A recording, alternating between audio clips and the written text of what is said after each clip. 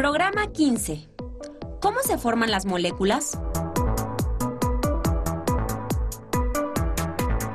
En este programa reconoceremos la importancia del modelo de Lewis para diferenciar átomos y moléculas.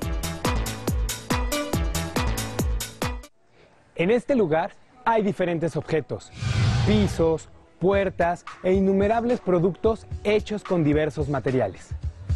Algunos de estos materiales son elementos químicos.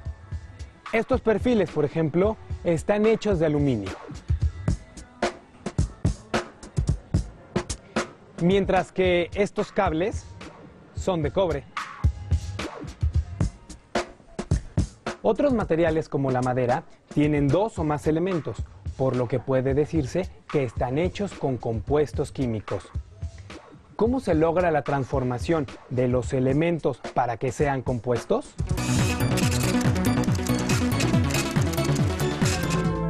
La explicación de la transformación de los elementos en distintos compuestos se encuentra en los átomos que los forman. Viajemos al interior de un átomo para conocer su estructura. El núcleo del átomo está constituido por protones, que tienen carga eléctrica positiva, y neutrones, que no tienen carga. Fuera del núcleo se ubican los electrones, con carga negativa. Los más alejados del núcleo se llaman electrones externos. Lo que marca la diferencia en los átomos de distintos elementos es la cantidad de protones. Por ejemplo, el hidrógeno tiene un protón y el helio 2.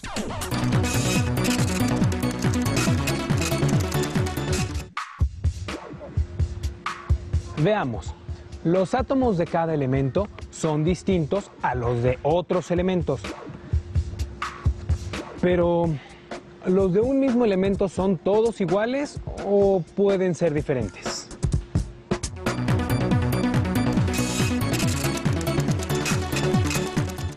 Los átomos de un mismo elemento no son todos iguales. Por ejemplo, la mayoría de los átomos de carbono tienen 6 protones y 6 neutrones, pero algunos tienen 6 protones y 8 neutrones. Cada átomo diferente de un mismo elemento es llamado isótopo y se representa indicando la suma entre protones y neutrones que tiene. La suma de protones y neutrones se ubica arriba a la izquierda del símbolo químico del elemento y el número de los protones en la parte baja.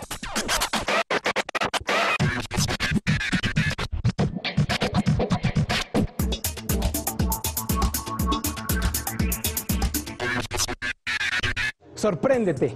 La ciencia aprovecha los átomos de carbono 14 para conocer información importante sobre algunos fósiles. Los seres vivos tenemos cierta proporción de átomos de carbono 14 y de carbono 12. Después de morir, en los restos, la cantidad de átomos de carbono 14 va disminuyendo con el transcurso del tiempo. Gracias a esta característica, la edad del fósil puede estimarse al comparar la proporción de átomos de carbono 14 y carbono 12 que tiene el fósil con la de un ser vivo. Sin embargo, no pueden hacerse estimaciones más allá de 50.000 años.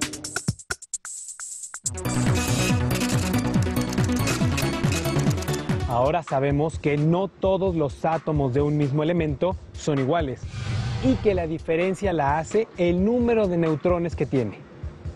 Pero, ¿cómo se representa a los electrones? ¿Se dibujan todos los círculos y las esferas? En 1916, Gilbert Lewis propuso una forma sencilla para representar a los átomos con sus electrones externos. En los diagramas de Lewis, el símbolo químico del elemento representa al núcleo y a los electrones internos. Alrededor se colocan puntos o cruces que simbolizan los electrones externos. Lewis también propuso que cuando algunos átomos se unen, comparten un par de electrones externos. Si esto sucede, se forma una molécula. Por ejemplo, al unirse dos átomos de hidrógeno, se forma una molécula de hidrógeno. De la misma manera, en la molécula de flúor, los dos átomos comparten un par de electrones externos.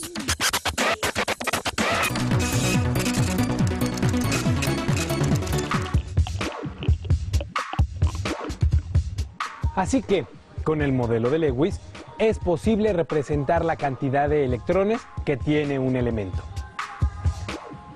Veamos el caso de la molécula del agua.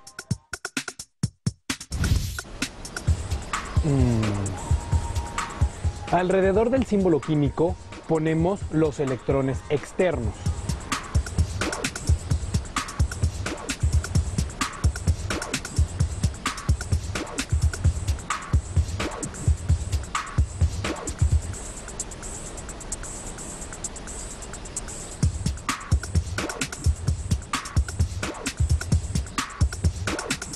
¿Cuál será el diagrama correcto?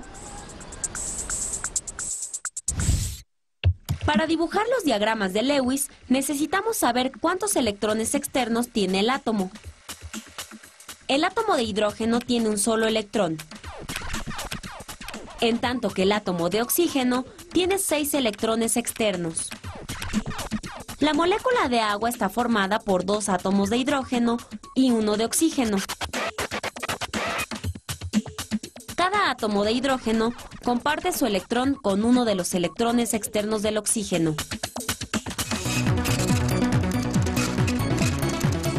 Quiere decir que el diagrama de Lewis nos muestra cómo los dos átomos de hidrógeno comparten sus electrones con un átomo de oxígeno y se unen para formar la molécula del agua.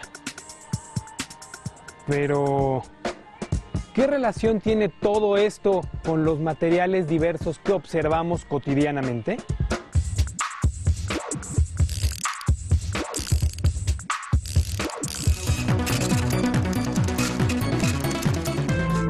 Cuando átomos iguales o diferentes se unen compartiendo electrones, forman moléculas, que a su vez constituyen materiales muy variados con los que se elaboran distintos objetos.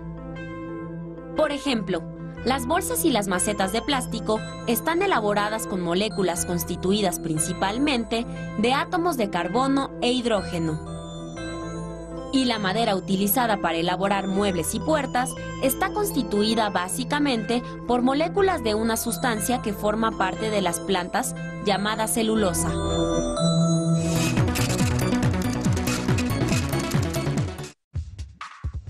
Ahora sabemos que por medio de los diagramas de Lewis podemos diferenciar átomos y moléculas que forman los materiales que nos rodean. No cabe duda que los modelos son muy importantes en la ciencia. Los diagramas de Lewis nos ayudan a entender un mundo que no podemos ver, el de los átomos y las moléculas. No se pierdan el próximo programa en el que descubriremos más sobre el maravilloso mundo de la química. Hasta la próxima.